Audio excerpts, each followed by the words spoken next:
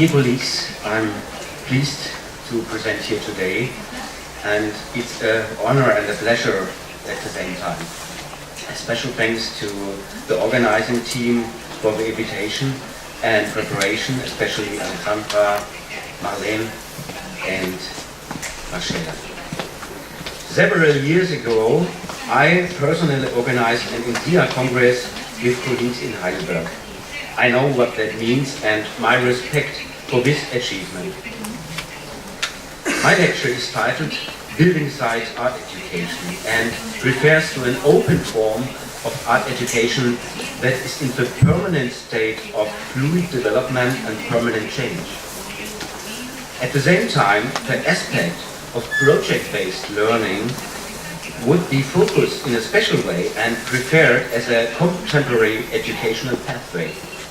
The lecture questions the educational potential of processes, methods and strategies of art-oriented education in the school.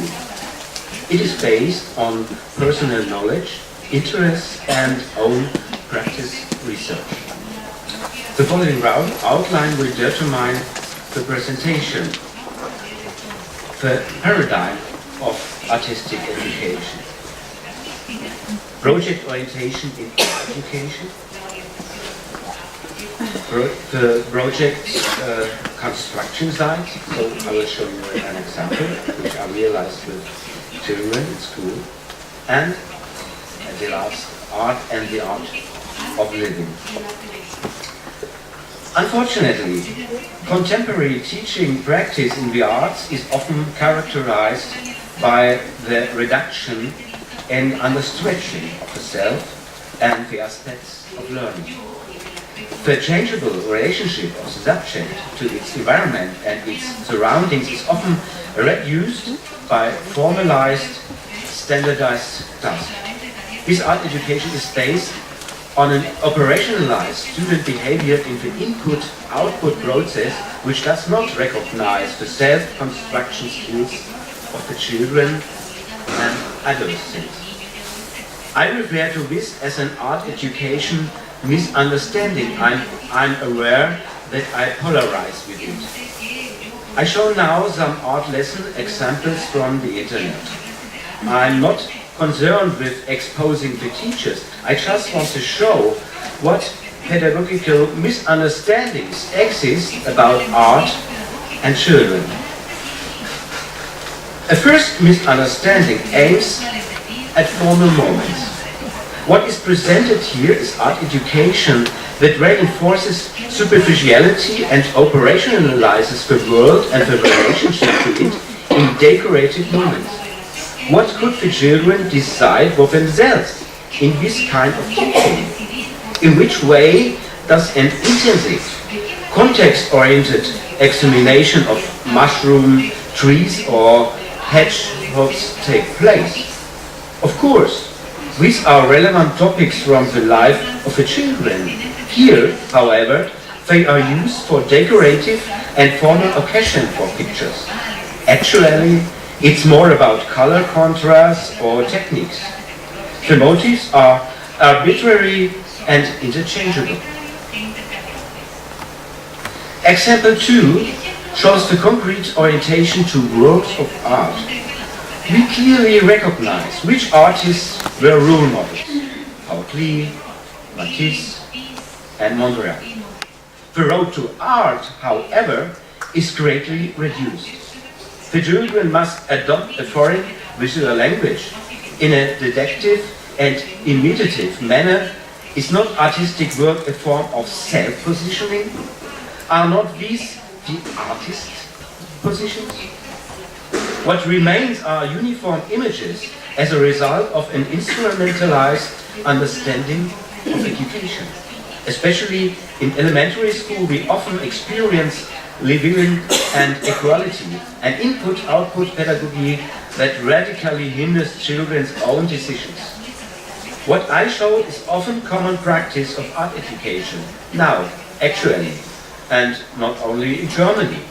It's a global phenomenon that misjudges the educational opportunities of art and the potential of children. Too much technical competences is in phases with aims of formal problems.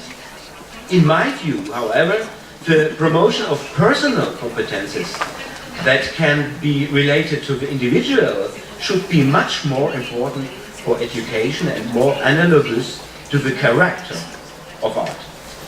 The claims to oppose individuality and stubbornness with equality is by no means new.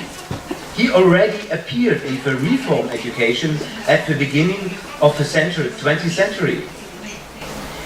In a time like today, when the herd instinct, the mass breeding, threatens to stifle any autonomy in the bud, every means must be right to preserve the character of the personality.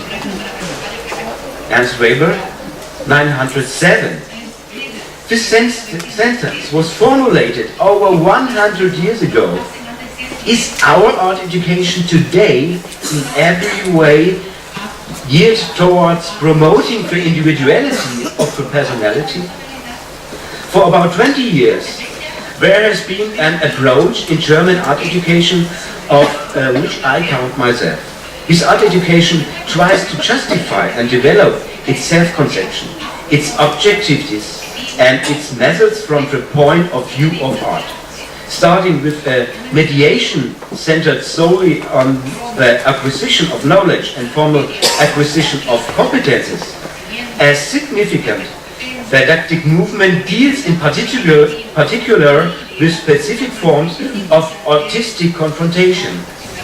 It is about learning processes in which the action orientation is significant and the individual art process of the students plays a central role.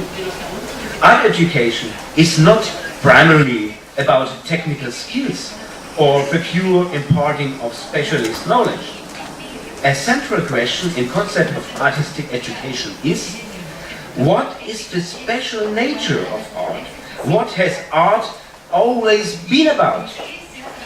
The concept that I share with several other colleagues aims to explore conditions of personal expression, of transforming knowledge and experiences. It's about leading students subject into a process of intense self-development. Students should get their own artistic strategies and methods in the artistic process and their own statement as an artistic work. Günter Regel, emeritus specialist in art theory and didactics, puts it in a nutshell.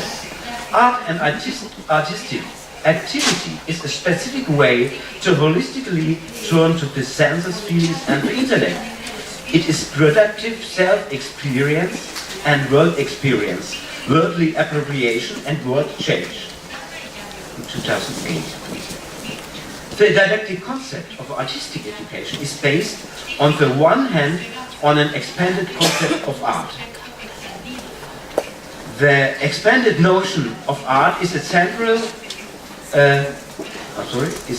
concept in the art theory and social philosophy of Joseph Beuys. Based on the idea that every human being is an artist and therefore able to produce art, Beuys meant this term in particular the creativity of the people who change the world and society. A second basis of the didactic concept is the philosophy of the art of living, coined by Wilhelm Schmid. Their task is to provide elements that help an individual to shape his own life. The overall goal of the art education approach that I pursue is the practice of artistic thinking and acting. It is about specific educational aspects that are closely related. What should be developed in related artistic educational processes, elements of artistic thinking and acting? Sensitive perception. Artistic production and reception require a sensitive perception of form, material, expression and processes. This is the basis for experiences, insights and actions. Critical reflection. Critical reflection not only practices thinking in larger context, but also involves one's own person's attitude. Individual imagination. Imagination activates as an imagination, but at the same time, it is the ability to anticipate something of the future. Exercise of will. To design even artistic works exercises the will to take responsibility for their own actions. And creative transformations. This concretely deals with the merging of artistic thinking. Thus, perception, reflection, imagination, and the will are realized in a creative work. This is transformation. In my teaching practice at the university and at the elementary school, I follow a learning methodology that takes place especially in the context of artistic projects. The artistic project follows the general project idea, especially with the project idea of William Hurt Kilpatrick and John Dewey. The teaching method known as a project method prevailed already 100 years ago in the classroom. Since the 70s of the last century, the project method has experienced a renaissance. It is a renewal idea that it is closer to life, strengthens problem awareness, and strives for interdisciplinarity thinking, independence, and cooperation. The idea can be seen as an alternative and in response to teacher-dominated frontal teaching. Artistic projects oscillate, they are polarized in terms of education. It's about communing between these schools, between initiated and self-responsible learning, between opening and structure, between reality and imagination, between casual and strict thinking. The point is that these polarities are brought together in teaching processes and worked out in artistic works. Which specific aspects characterize an artistic project? I will illustrate it later. These features in my practical school project.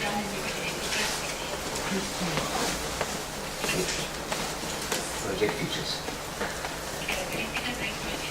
One aspect is successfully developing topic over a long period of time, an interplay between planning and response to concrete developments. Process and product-oriented reception, production, and reflection. A playful, experimental, and research learning situation. The playful refers to the experimental handling of the learning object, the game with the unknown as attitude and method. Friedrich Schiller wrote in his 15th letter about the aesthetic education of humans at the end of the 18th century. Man only plays there where he is human in the full sense of the word, and he is only very human where he plays. Immanent interdisciplinarity and contextuality. Multi-perspectivity and wholeness related to topic and person. And multimediality. This marks a multitude of formal solutions in the project. We distinguish between three main types of work which are practiced in constant change together or in the individual process. The investigation. It includes perception and observation tasks as well as visual experiments. The construction. Here, individual connections are formed from the experiences and findings of the investigation.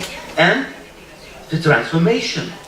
It forms the core of the artistic education process. Students are encouraged to accentuate and transform their experiences, insights, in ideas.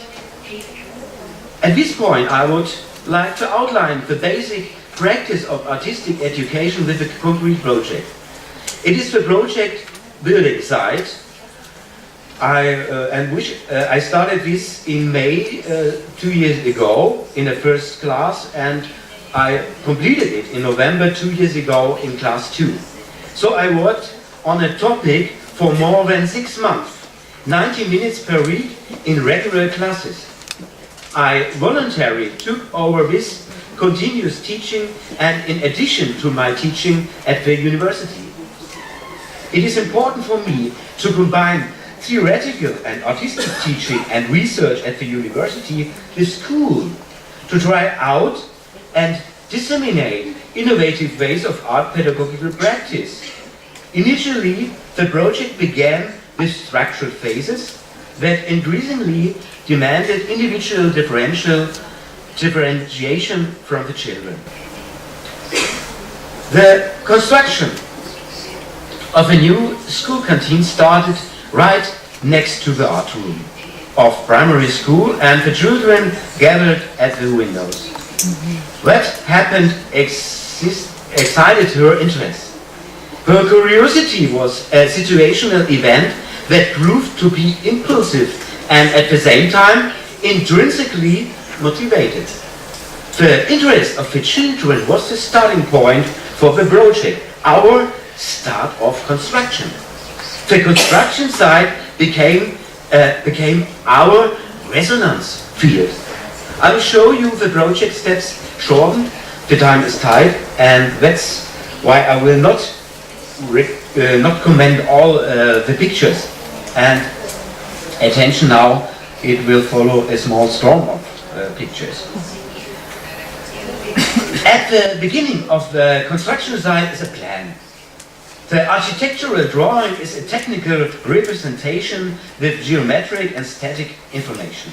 Often the children from a distance saw the construction workers with the construction drawings in their hand. You can see outside the construction worker. What does a construction drawing look like? Big papers were ready. Alone or in a team, the children should graphically represent what a construction drawing might look like. This was about the first idea of possibilities. On the one hand, drawings were created where resembled a real construction plan, like this. Other drawings proved expressive, augmented with construction materials such as hoses, cables, grills. And some plans showed typical features of children's drawings, with imagined buildings already completed. This first task made the children curious about what a constructive drawing actually looks like. And we invited a construction worker into the art room who really showed the plan, explaining details to the children and answering questions. Although art education must be generalist, but external experts bring skills and expertise that you don't know have as a teacher. At the same time, a relationship to life is built up directly and firsthand. Children are, as we know, experienced construction site players. They use toy cranes, excavators and trucks and play what they see in the real world of construction. Therefore, the children were asked to bring their toys in the next lesson. The school furniture in the room was pushed aside. A large area was created to try out different building scenarios. So we combined the work outside with playing inside. Adhesive tapes were used by the children to mark construction site sections. And this right picture, I think it's really interesting. You see the children inside and the workers are outside. So it's like a line. The children's experience of playing was linked to a learning process. There have been periods of interruption, the common observation of events of the construction site, the conversation about similarities and differences between outside and inside, the own toy building site was perceived as an oversized picture. And this picture was full with lines, shapes, colors, materials, and things that are constantly changing. It was important. It was important to reflect this. The construction crane was undoubtedly the most fascinating object on the construction site and while playing.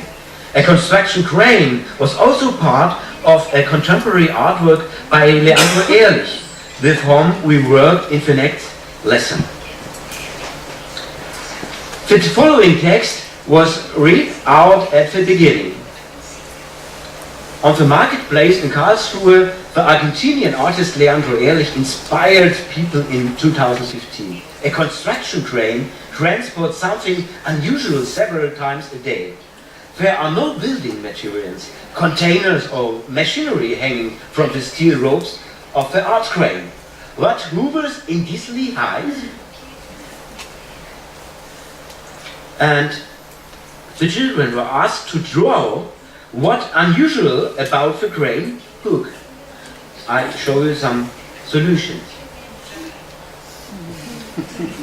An egg, a crane on a crane on a crane, ice block, Pokemon statue, aliens in spaceship, or a house. These are only 6 examples.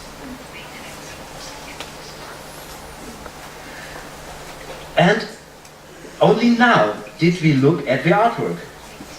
And I think now you are curious too to see the artwork. And you see, it's a house.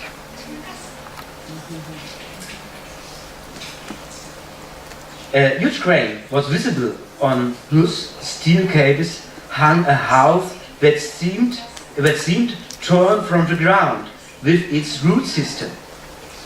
The numerous interpretations of children cannot be named here. However, it became clear that uprooting is not just about trees. Every person has roots. The children talked animatedly about their roots, some about the fact that their parents came to Germany from another country.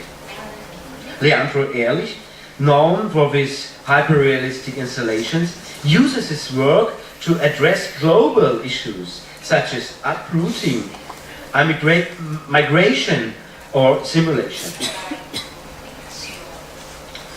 Earthwork on the building site reveals heaps of soil. Some earth was brought into the art room, examined and sorted by the children. This is a world discovery of the level of material aesthetics. Subsequently, construction site pictures were painted with self-made earth color and acrylic color. Here, the expressive pleasure of painting with earth color became clear. And now I'll show you some examples. And the topic was about the construction site, what they painted.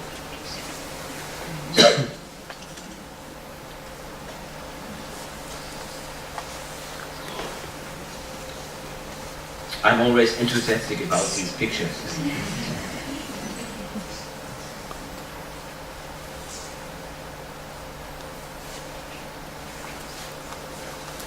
One week later, I showed the children artworks by Anthony Tapias and Anselm Kiefer. Both artists have a relevant material relationship to earth and sand in their works. The earlier experiences of the children were associated with art considerations. This is a meaningful way for me to integrate examples of art without imitating it. Construction site things can be discovered that serve as a barrier and security. Barrier tapes, building films and balloons form control systems. These things led to further experiments that focuses on shifting the original meaning The children tested in small groups a variety of constellations of 24 pylons on the floor.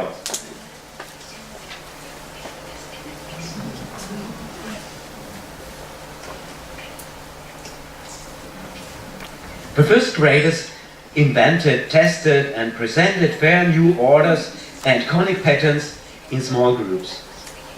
The next task was not to change things. Things should change the children. Again, in small groups, the children changed their classmates. Through bizarre disguise, their own person appeared in a new and unknown way. Every completed metamorphosis was photographically recorded. The children were able to enhance the special character of the staging through facial expression and gestures.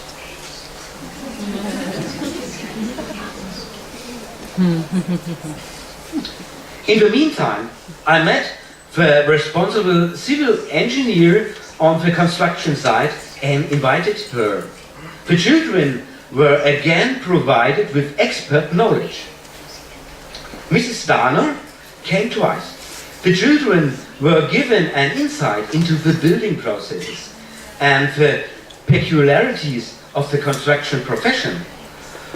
Why do you need special clothes as a construction worker? How do sewers work? What loads does a crane lift? How does electricity get into the building? The expert explained and answered a lot. And we were even allowed to go to the construction site with her. Using a special measuring instrument, the children were able to measure the dimensions of the construction site in the schoolyard, thereby expanding their knowledge of numbers and units of measure. When we were at the edge of the construction site, we suddenly discovered other construction workers. Ants had laboriously built little hills. That gave me the idea to focus the perspective of the big construction site on a small perspective. I bought small construction workers as used in model making, and the children were now able to reproduce and photograph construction site situations with the small figures. So, here it starts from this process. And here you can see some examples. And you can see they must realize the photographs than that. And these are pictures from the children, what they made. I then showed them examples of English street artist Slinkachu. Maybe you know him. He places small figures in the environment, photographs his interventions and publishes the photos in books. And you can see one special topic is the construction site too in his work. During our successive commitment to the artistic project, the construction of the school canteen developed. On a Monday afternoon, when we entered the art room, a wooden wall with a black building foil was mounted in front of the windows. Unfortunately, we could not look at the construction site anymore. On the other hand, we had a large wall surface what we could artistically use. A new, unpredictable situation occasioned. The children remembered what they had seen there before: cranes, building materials, barriers, things, ladders, even a toilet for construction workers. With chalk, a group could bring the construction site situation on the black plastic wall. The children realized the actual mural with tape, barrier tape and paint. You could say this is tape art. And this is the result of the end. On the second room wall, which we also applied with black foil, we created another wall drawing in tape art. But not all could work on the murals. The space was limited.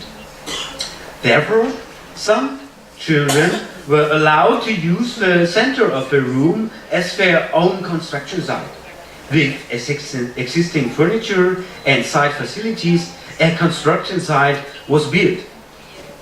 Table and chairs built up to the ceiling with construction made of pipes, barrier tapes and found objects. Thus, a kind of housing was created which occupied the children playfully.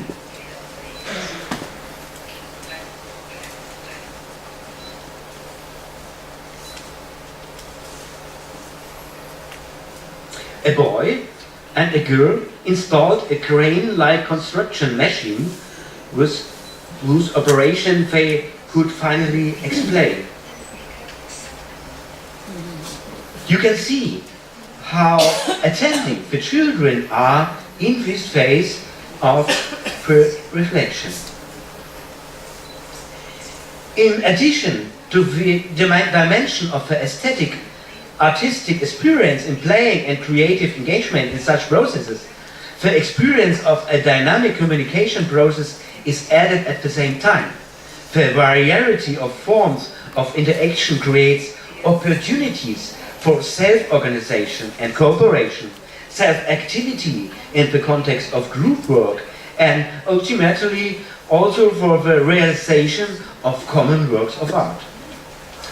After the summer holidays, the project should develop into an individual form of engagement. The interests and the intentions of the children should receive special recognition. So we planned therefore before the holidays what should develop after it. Of course, the theme of building continued to determine the project. The children talked about their plans in groups. First ideas were sketched or presented with collage elements. This opened a multitude of possibilities that went beyond what had previously been worked out. The design sketches of the children showed plans for a miniature tree house, or a construction site robot, a multifunctional construction machine, a Pokemon temple, an electrical installation. This is the starting point from the idea from an electrical installation, and much more. With these ideas and the task of collecting material during the holidays, the children went to school holidays. After the school holidays, the children were led into learning situations that they now increasingly had to organize and structure themselves. With great motivation, they collected ideas and material during the holidays. But first, we visited our construction site, drew what had happened, what had changed. So not all children was bringing the material in the first lesson to the school, and so we started 1 week later. The room became a workshop in the next few weeks. We had to put the results aside after class and clean our workplaces, because other school classes had used the room too. And these two are necessities in the creative process and must be part of the learning responsibility. The children were now working on their own projects. I was the advisor, the supporter, motivator, and critic. I show you now selected project results of the children. Sarah has brought boxes and built a cage construction for their cuddly toys. Even birds can live in it, she said. The work was very tedious for her. Every single gap had to be cut into the box by hand. Elsa and Samet built numerous towers with their Lego bricks. First, we photographed the objects. Then I showed them how to document the production process as a stop-motion movie. They became acquainted with a new medium that gave them great pleasure and was recognized as a new artistic language. Justus and Henry used cardboard boxes, wooden slats, cardboard tubes, wires and many small items to design their space station. The space station was even equipped with a camera. It was broken and Justus brought it and equipped the large art object with it. Here you can see the small camera. From space you have to be able to observe the Earth with the camera. Milena made her miniature treehouse. She had the idea before, you remember, before the school holidays. And she made it with boards and branches where she cut at home. Her Barbie felt better in it, I think. Like in a finished Barbie house, which you can buy.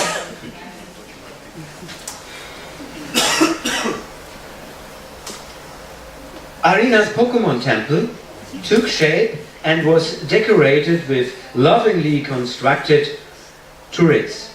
The temple was later sprayed with gold paint that her mother had bought extra. And maybe you remember, Arina also drew the Pokemon statue to the art crane. It was the same girl, and she had the idea to create a Pokemon temple before the holidays started. She was always able to integrate her special interests in Pokemons into the project. Why not? Paul and Max were busy with their multifunctional construction vehicle, which can load, transport, grab and lift loads with various devices. The boys also thought of a water spray system. Here is the water spray system. And if there is a lot of dust on the construction site, this device can help, you know. Magnus has brought a children's book that treats electricity. Again and again he dived into the reading, later laying new cables on a large surrogated cardboard, attaching and labeling jacks. Although he knows that his wiring can never really be connected to a circuit. He works very seriously. In addition, the numerous cable connections on the surface create a graphic pattern that already looks like an autonomous drawing. A great picture that the second grader has created. So I now have only 2 minutes. It's really important to present the works, and here you can see we presented all these works in the school. So I'm sure I cannot finish all my text, but I will show all the photos what I have. What are for me is important that are not only artistic educational aspects integrated in the project. Social relevant educational potential is included too. To exercise the positional ability of the individual, exercise the mental flexibility and orientation, exercise of responsibility, exercise of empathy, exercise of capacity for democratic communication, exercise of critical ability. And I hope that the presented project has shown that children are able to deal with the topic in a multiple perspective over a longer period of time and to formulate their own statements in the design. Children learn to think and act artistically. Wilhelm Schmid, and now I come to the end, a German philosopher focusing on the philosophy of art of living, describes 3 levels inherent in the art and the art of living. The possibility, duality and ability, based on special forms of sensitivity.